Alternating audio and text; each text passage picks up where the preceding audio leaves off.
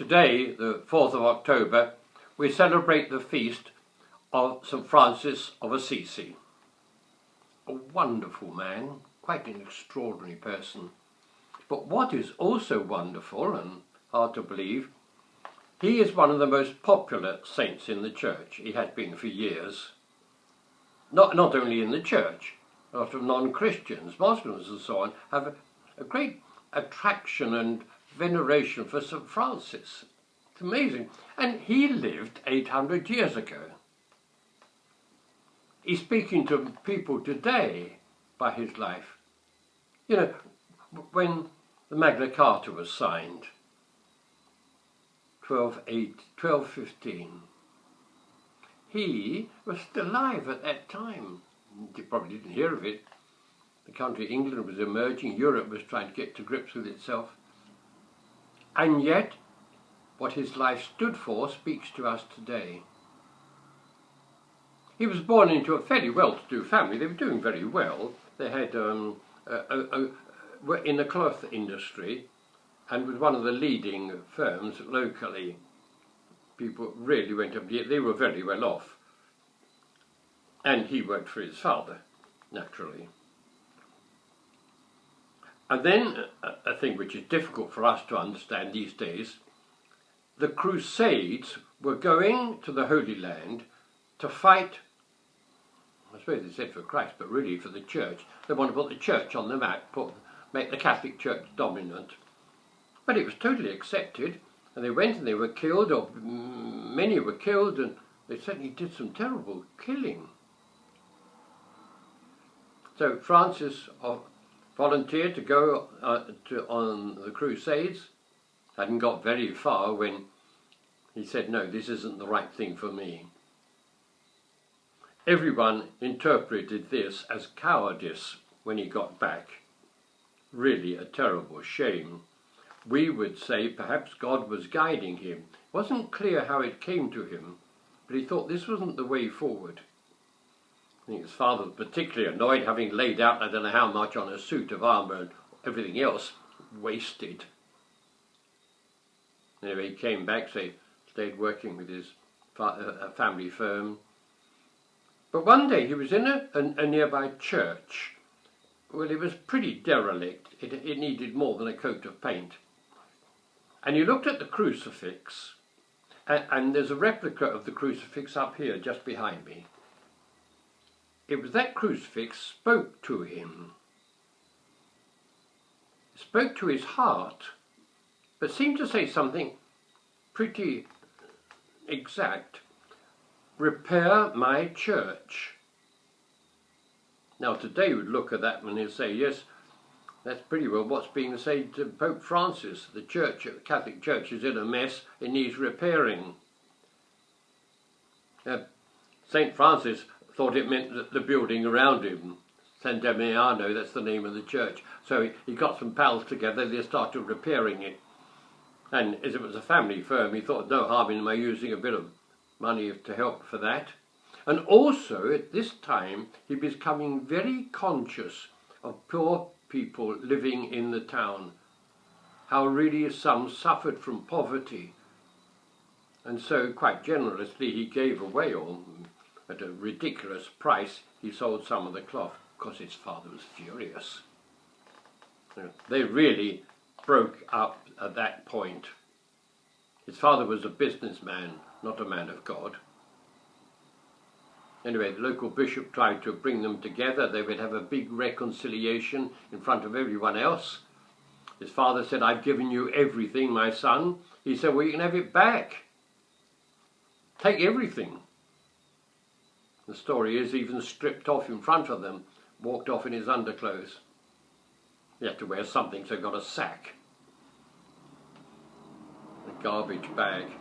Well, later on, of course, it's tidied up and made a nice Franciscan habit, but at that time it was a mess. And he became a poor man with poor people, begging his way, sometimes being treated well, often enough not. Sometimes going hungry, certainly going very cold at times, not having enough to warm himself with, not having proper housing. he became poor with poor people, and that was his life. And effectively, that's what most people remember, that first part of his life. But his whole life was just giving himself, and later becoming very ill. Extraordinary effect he had. In his lifetime, there were 5,000 people joined him. 5,000 men became Franciscans. And I'm afraid he wasn't much of an organizer.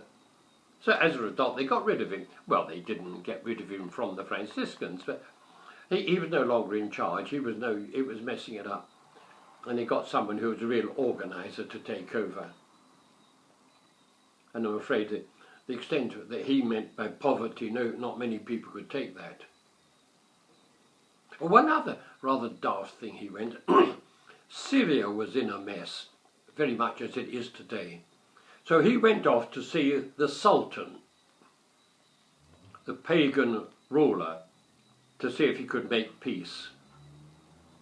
The miracle is they never killed him. The miracle is he got back alive. He actually saw the Sultan. Imagine going to see President Assad today. Wouldn't get very far. And he didn't make peace. It didn't have much effect.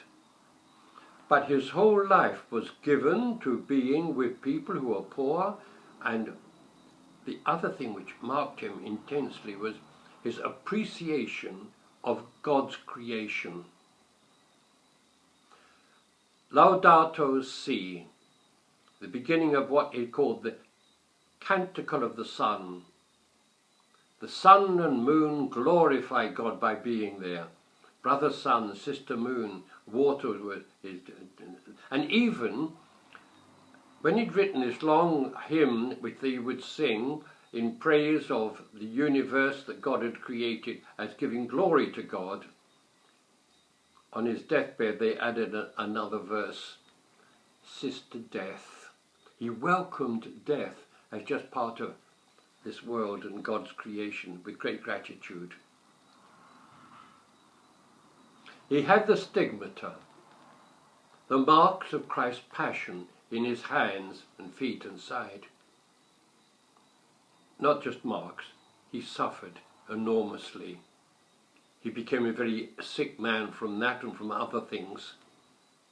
And you know, when he wrote this wonderful canticle of the sun and the stars and all things you can see, he was blind. He was blind when he wrote that. It was more than just seeing it physically. It spoke to his heart. I see the beauty of creation. Because it wasn't just that God created it and then we come along and see it. If you look at the beauty of creation, God is creating it in front of our eyes. He didn't make it and just leave it there.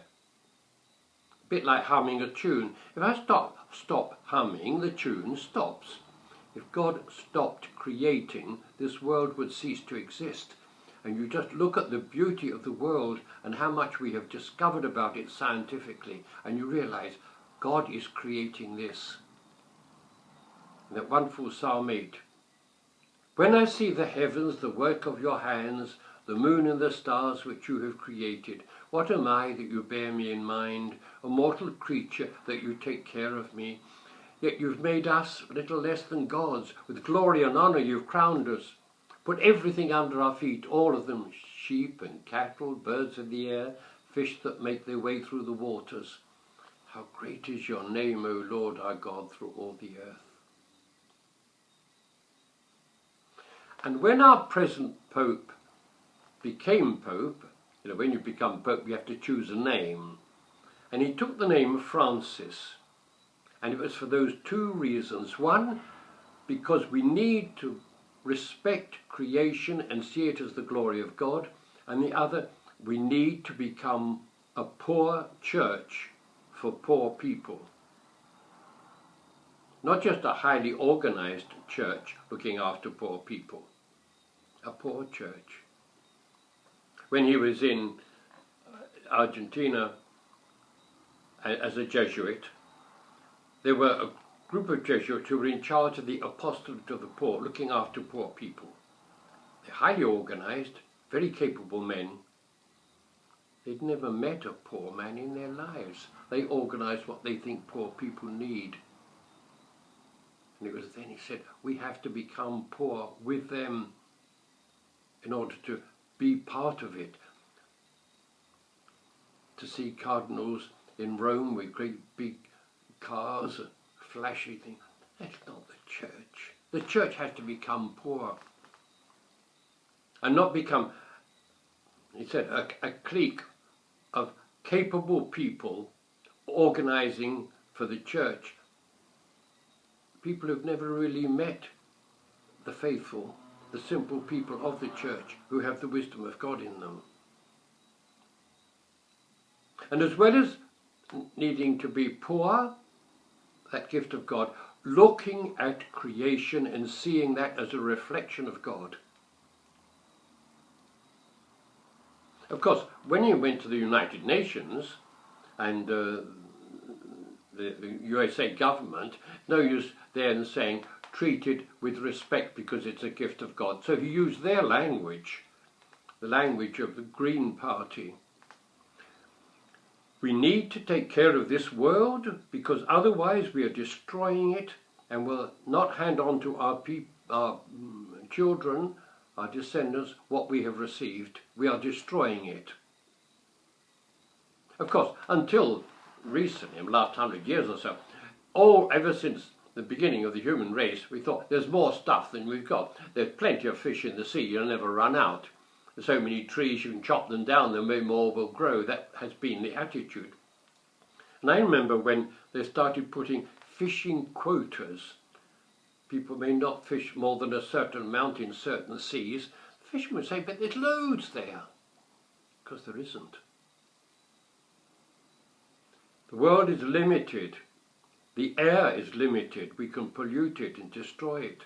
And so in talking to the United Nations and to the governments, he talks that language, which is true. But to us also who can understand, we need to see creation as a reflection of God. You can't see God, but you can see the work of God in front of your eyes. You can explain some of it scientifically. You may see a sunset. I'm living in a place where we have some beautiful sunsets.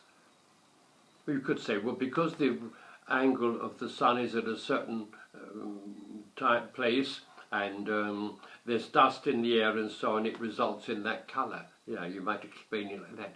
You don't explain how moved I am when I see it. Or rainbow. Sometimes the rainbow seems to come out of the sea. It's so moving and so beautiful. This is a reflection of the power of God. And to see the stars, 50 light years ago, see the speed of light. It takes 3.5 seconds for light to come from the moon to us. Forget how long it takes to come from the sun. Imagine how far it would travel in a year. And when I see the heavens, the work of your hands, the moon and the stars which you have created, what a way that you bear us in mind. Mortal creatures, you take care of us.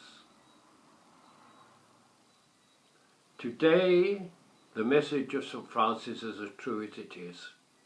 But I want to suggest to you sometime, just quietly, look at creation.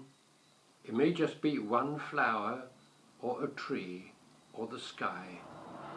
And reflect, God is creating this in front of your eyes. And what you see then would never happen again. A lot may be like it.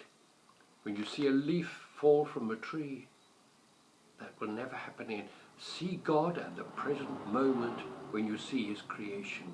Just do that as an exercise, looking at creation and your attitude to God. Your praise of God was just completely different. God bless you. Let it work.